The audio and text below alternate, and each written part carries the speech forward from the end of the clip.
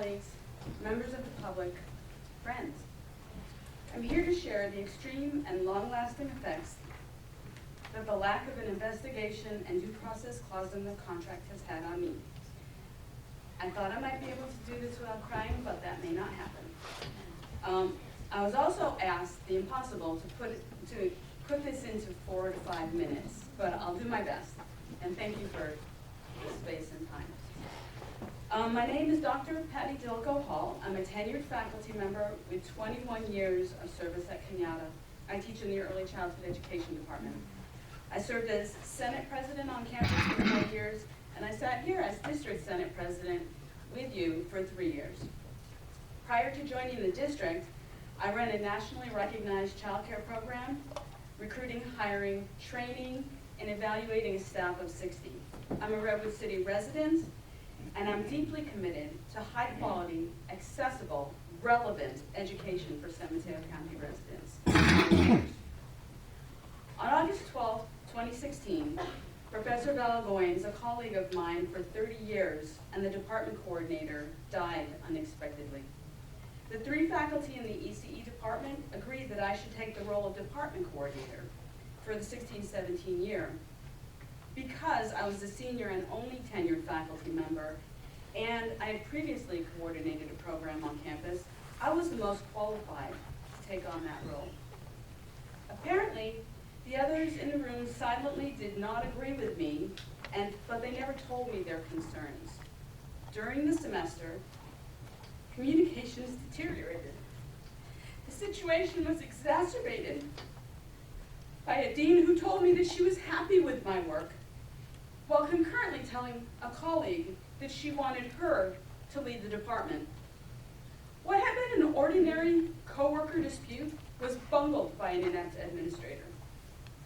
On March 15th, many months later, via email, Vice Chancellor Whitlock notified me that I was under investigation for discriminating against a coworker based on age, race, marital status, and gender. He refused to provide any details and said that he could not speak with me for 3 weeks because he was leaving the country. He said he was the only investigator available to work on my case. On March 20th, my dean and an HR rep notified me that I was on administrative leave, that I must relinquish my classes and leave campus immediately. I was prohibited from speaking to district employees and being on district property. They gave me no timeline, no details on the allegations, and no further support. I told my students that I was on emergency leave. They wondered, was it your family? Is it your health? Are you okay? I could say nothing. These same students were still going through the sudden loss of Professor Goines. We're important people in their lives. They were worried and concerned about themselves, about us, about the department, and the future of their classes. Over the next 2.5 months, I waited in terror. I was invited to speak with Whitlock, but the private attorney that I felt compelled to hire to make sense of the situation, and the AFT attorney told me to get details about the allegations prior to meeting with him. Whitlock repeatedly told me that I was entitled to no information, nor any further due process. He had completed his investigation and was prepared to judge my actions. I was left no resolution in sight. I felt betrayed and afraid for my job, my professional reputation, and my future. My attorney told me, and I'm squeaking now, my attorney told me that as long as I was being paid, the district could leave me in limbo for years.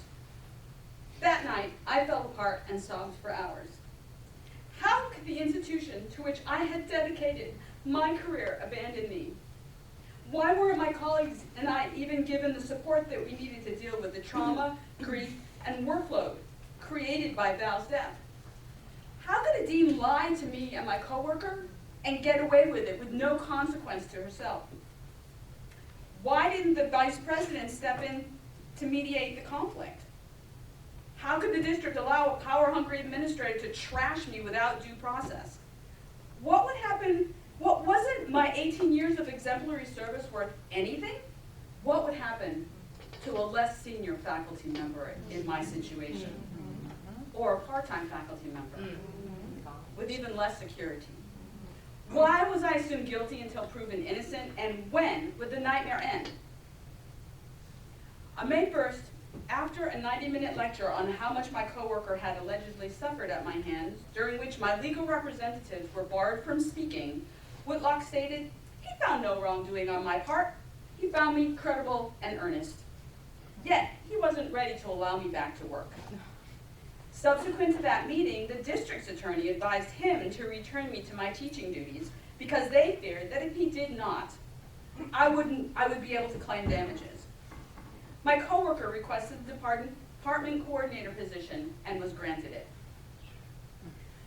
Well, I'm a really happy person with a great family, friends for decades, some of them in this room, and a life filled with joy and opportunity and travel and dancing and music and song. I'm exaggerating maybe, but no, I really feel that way. When I returned to my regular duty in the fall, I experienced panic attacks during meetings.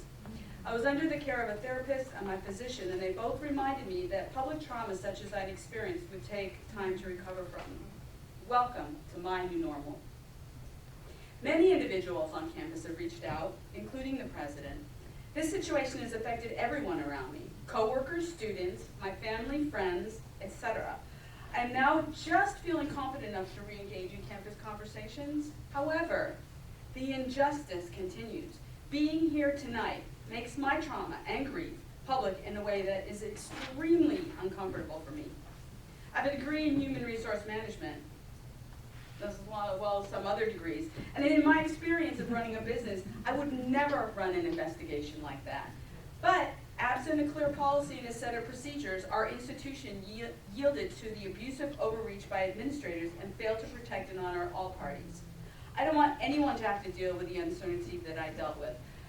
I know I didn't do anything wrong, yet I also know that conflict among coworkers is inevitable. I expect my employer to do the right thing, provide us with a fair, mutually developed investigation policy, allowing for due process and progressive discipline when necessary. Thank you.